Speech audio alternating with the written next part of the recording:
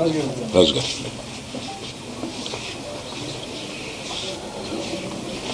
అందరికీ నమస్కారం. నేను నిన్న విజిట్ చేసినప్పుడు ఈరోజు కూడా బాబు చాలా రికవరీ ఫాస్ట్గా ఉంది. వెంటిలేటరు అండ్ ఆక్సిజన్ లేకుండా ఆల్మోస్ట్ మోర్ దెన్ 72 అవర్స్ నుంచి గ్రో అవుతూ ఉన్నాడు. సో ఆల్ మూమెంట్స్ అన్నీ బాగున్నాయని ఈరోజే డాక్టర్స్ ఆల్రెడీ బులెటిన్లో కూడా ఇచ్చారు. అలాగే అరవింద్ గారు ఆ ఫ్యామిలీకి సంబంధించి అరవింద్ గారు అల్లు అర్జున్ తరఫున, అలాగే Mythri movie makers and director Sukumar వాళ్ళందరూ ఫ్యామిలీకి 2 crores రూపీస్ ఇవ్వాలని వాళ్ళు డిసైడ్ చేసుకొని చెప్పడం జరిగింది. దీన్ని ఆ ఫ్యామిలీకి ప్రాపర్గా యూజ్ అయ్యేలాగా, ఎస్పెషల్లీ పిల్లలకి, బాబుకి, పాపకి అండ్ భాస్కర్ ఎవరైతే రేవతి గారు హస్బెండ్ భాస్కర్ ఉన్నారో వాళ్ళ ఫ్యామిలీకి యూజ్ అయ్యేలాగా. సో డెఫినెట్గా వాళ్ళు అడిగారు, నేను లీడ్ తీసుకొని వాళ్ళ ఫ్యామిలీకి ఉపయోగపడేలాగా చేస్తాను.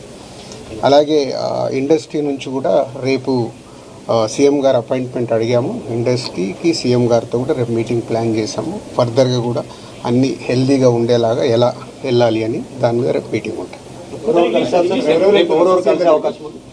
ఇండస్ట్రీ నుంచి ఎవరెవరు కలిసే అవకాశం? అందరికీ కమ్యూనికేట్ చేస్తున్నాం. అంటే ఈరోజు హాలిడే కదా, ఆల్రెడీ ఈరోజు మార్నింగే కన్ఫర్మేషన్ వచ్చింది సీఎం గారిది.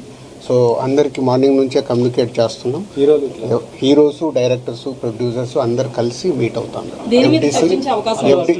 ఎఫ్డిసి తరఫున ఈ ఫిలిం డెవలప్మెంట్ కార్పొరేషన్ తరఫున ఈ మీటింగ్ ఆర్గనైజ్ చేసాం. రేపు మార్నింగ్ 10 o'clock ఆ మీటింగ్. అందరు హైదరాబాద్లో ఉన్న అందరినీ పిలుస్తున్నాం, అందరూ వస్తారు.